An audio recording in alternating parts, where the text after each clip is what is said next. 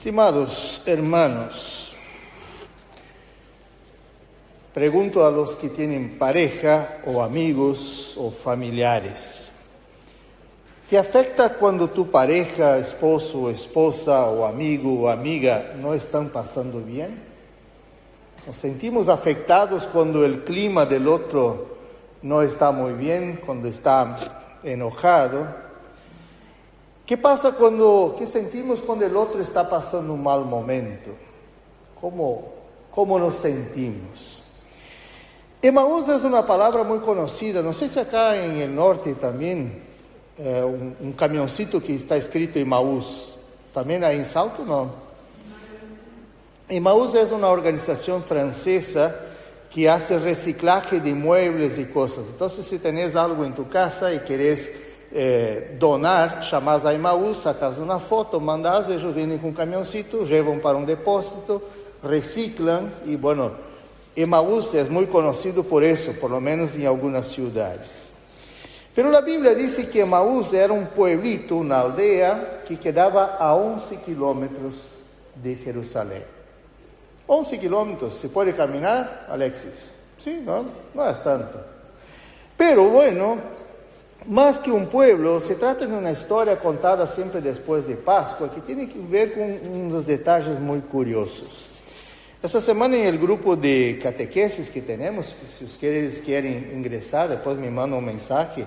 Siempre los jueves de 7 a 8 de la noche estamos estudiando, tipo un reciclaje así, pero hay familias que no conocen nada sobre la Biblia y quieren aprender, entonces hacemos por Zoom. Miramos un video, después conversamos un poco. Y esta semana le comentaba sobre la Biblia, cómo hoy, con los cambios de tecnología, nos facilita mucho el mirar la Biblia.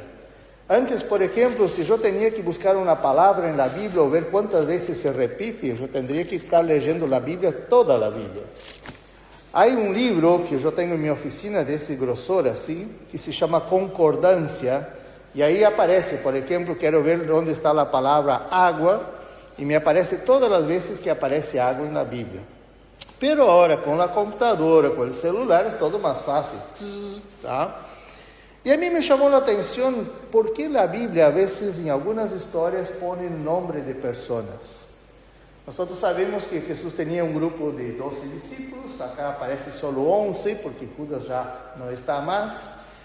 Pero una cantidad de otras personas no tienen nombre. ¿Y por qué acá en ese texto aparece un tal de Cleofás? Entonces puse en la computadora, Biblia Cleofás, ¿dónde aparece? Y mira qué interesante la frase.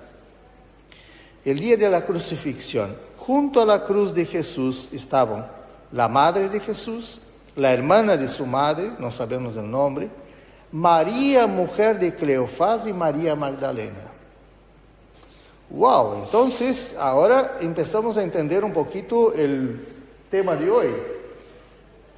Jesús se encuentra tal vez no con 2 discípulos, pero tal vez Jesús se encuentra con la pareja Cleofás y María, mujer de Cleofás. Sería mucha casualidad que ese nombre apareciera y no fuera esa pareja. Vuelven caminando de Jerusalén hacia su casa en Emaús, estos 11 kilómetros, discutiendo. Están pasando un mal momento, tienen una bronca arriba, y mientras están caminando, viene alguien que se acerca, como hice con las chicas antes. Alguien se acerca y en aquella época era muy normal, a nosotros nos pasa, a veces estamos sentados al lado de alguien en el ómnibus, ¿qué hacemos? Buenas tardes, le preguntamos, ¿va a llover hoy? No, siempre, no hablamos mucho de fútbol, política, religión por las dudas, pero siempre sale una conversación, a veces estamos ahí en el mercadito, en ANCAP, ¿no? Y sale alguna conversación y bueno, empezamos a hablar. Y acá también Jesús pregunta, ¿qué ha pasado? Y ahí ellos abren la boca y comentan toda la bronca. ¿Cómo no sabes? Y esa bronca tiene sentido porque ellos esperaban, todo el pueblo de Israel, especialmente en malos momentos, esperaba un cambio.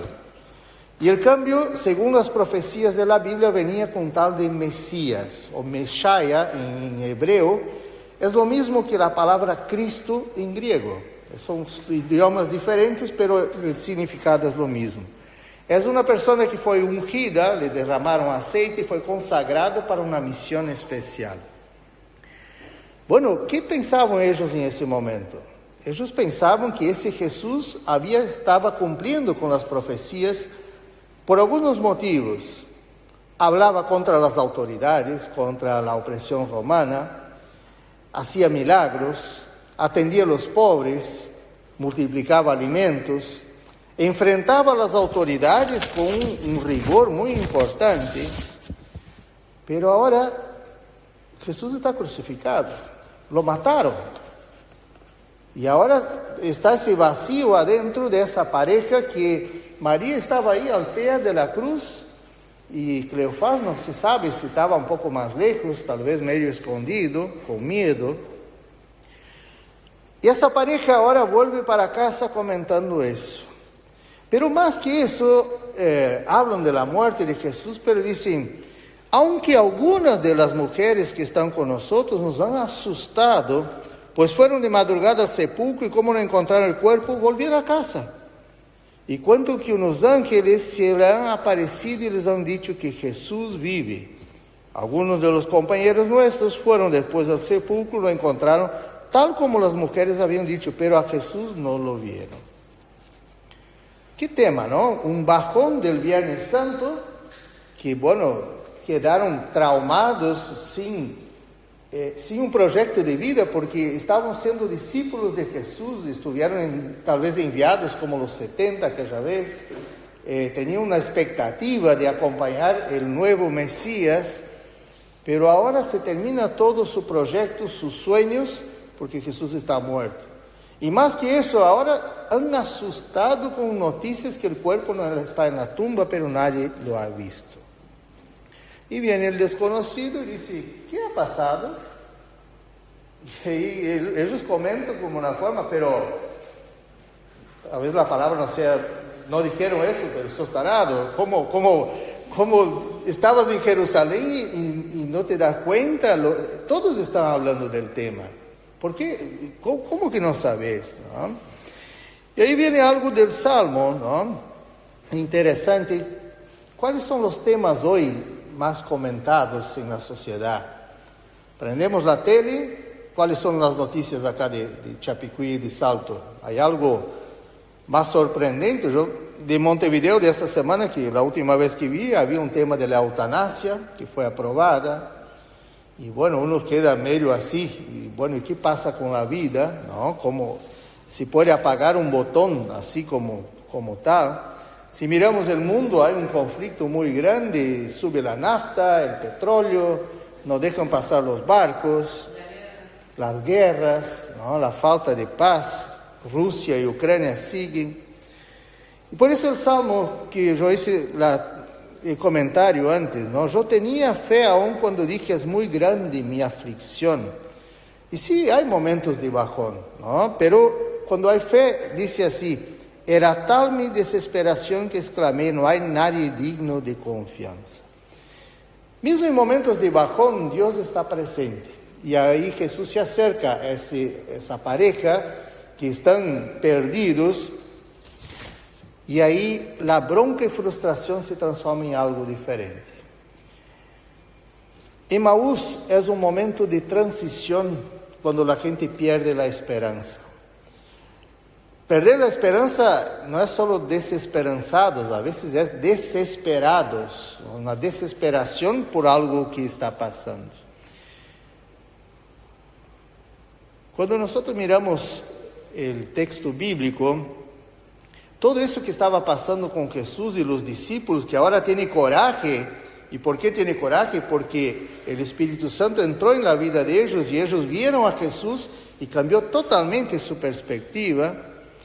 Pero ahora en Emaús están dos personas caminando, una persona que parece estar totalmente alienada de los temas, no está preocupado con las cosas que están pasando, se acerca y empieza a caminar juntos. Y ahí hay algo interesante, que fe y visión son dos cosas que vienen juntas. Y es un poco una metáfora. Acá veo a Claudio Walter de lentes, ¿no? Acá también. Su nombre es Juan, ¿no? Saco los lentes y ya no veo las letritas que están en el fondo. Si tengo un poco más complicaciones de visión, veo un color medio borroso y nada más. La fe es abrir los ojos, es poner un anteojo diferente y cuando uno mira las cosas con otra perspectiva. Y mientras camino, dice, Jesús le va abriendo los ojos y repitiendo cosas que ya había enseñado. Hay insensatos, como es lento su corazón para creer todo lo que los profetas han dicho. ¿Acaso no era necesario que el Cristo padeciera esas cosas antes de entrar en su gloria? Y ahí empieza desde el principio de los libros escritos por Moisés. Allá en Génesis 3:15 hay una promesa. En Génesis 12 dice que vamos a ser bendecidos por hacer parte de la familia de Abraham. Y ahí empieza a Jesús a explicar todas las cosas que están desde Moisés. Y Moisés también fue el que recibió los 10 mandamientos. Y no sabemos de ese discurso de Jesús cuánto duró, pero Alexis, ¿cuántos minutos llevas para hacer 11 kilómetros caminando normal así? Un buen rato, ¿no? 2-3 horas más o menos, 2 horas, ¿no? Más o menos. De acá a la meseta. 15 ahí. Y bueno, mientras van caminando, Jesús va explicando y hablando con ellos. Pero cuando llegan a la casa, y por eso me gusta creer que es una pareja, porque están volviendo a su casa. Estuvieron en Jerusalén mientras se movía todo ese tema, pero ahora Jesús no aparece, si Jesús se murió, no tengo proyecto de vida, agarro la patrona y me voy caminando de manito y voy para casa. Cleofás y María. Y cuando viene esa persona, empiezan a hablar, él empieza a explicar. Y cuando llegan en la puerta de la casa, Jesús hace de cuenta que va a pasar y ellos, no, entra, vamos para casa, vamos a tomar la merienda, vamos a comer algo. Y se ponen arriba de la mesa, Jesús bendice la comida, hay una oración hebrea, bendito sea el Señor, Dios del universo, que nos ha dado el alimento. ¿Se acuerdan de la cena judía que decimos, no? Aquel tipo de oración.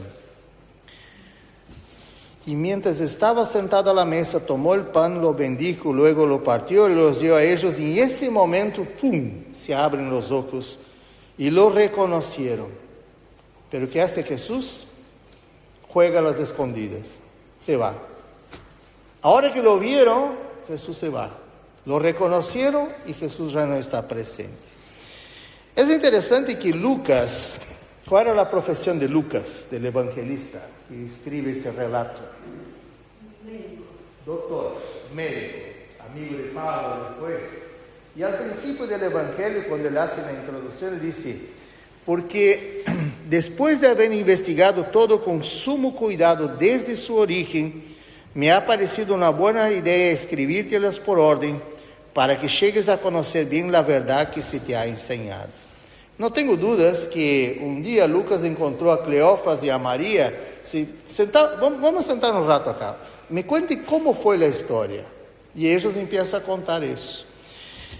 Y ahí, estos dos después comentan así, ¿acaso no ardía nuestro corazón mientras nos hablaba en el camino y nos explicaba las Escrituras? Bueno, si yo empiezo a arder el corazón acá, llame la ambulancia, por favor, ¿no? Pero ese ardía el corazón es una especie de cosquillita que nos da cuando miramos la palabra, cuando empezamos a escuchar la voz de Dios. Y Emaús es esa transición de la falta de proyectos, de la falta de esperanza, de la desesperación, para oír la palabra de Dios, el propio Dios presente explicando toda la historia de salvación, en verdad dando un resumen de todo lo que está en la Biblia, hablando del pueblo de Israel y todo lo que pasaba. Y después cuando parte el pan, no sabemos si era bien la Santa Cena o no, pero se puede creer que sí, que el partir el pan tuvo que ver con eso. Ellos miran las cosas con otra perspectiva. A veces nosotros queremos sentir a Dios más cerca y buscamos un lugar de paz, nos sentamos debajo del árbol y buscamos una música, pero el sentir a Dios viene por oír a Dios. Nosotros empezamos a ver a Dios cuando escuchamos su palabra y participamos de su comunión. Antes lo miramos todo borroso, pero ponemos el lente de la fe, esos anteojos que nos ayudan a mirar las cosas con otra perspectiva. La fe nace del oír la palabra de Dios. Y el Espíritu Santo mueve y hace cosas, abre los ojos de textos que a veces nunca habíamos visto antes. Y yo no tengo dudas que esta semana el Espíritu Santo me hizo, al buscar esa casualidad en la Biblia, cosa que yo no había leído, y ahora en la convención de Argentina comenté con algunos y dijeron, nunca había pensado sobre eso. Pero viene algo más interesante. ¿Qué hicieron la pareja? Bueno, vamos a limpiar la casa, vamos a preparar la cena, unas hamburguesas. Nos sentamos acá impresionados con todo lo que Jesús comentó. No, camino de vuelta 11 kilómetros más, 2 horas más, Alexis. ¿Aguantás? ¿22? Imaginen la pareja y ahora no vuelven como venían antes, ¿no? Bajoneados, vuelven corriendo porque Jesús se le apareció delante de ellos. Le contaron lo que les había sucedido en el camino y cómo lo habían reconocido al partir el pan. Emaús es esperanza, Emaús son proyectos de vida. Emaús es un pueblo, pero en verdad significa hoy un cambio de actitud de alguien que abrió los ojos y reconoció a Jesús. Que esa historia de Emaús nos ayude a repensar cosas en nuestra vida, a poner planes cuando estamos frustrados, cuando a veces la cosa no sale tan bien. Dice que a veces Dios cierra una puerta y abre otra puerta, una ventana, ¿no? Y bueno, esa frustración que la pareja de Emaús tenía fue sustituida por un motor, por una vibración, por algo fuerte en su fe que lo llevó a caminar otros 11 kilómetros más para estar con sus amigos y hablar que Jesús había resucitado. Sí.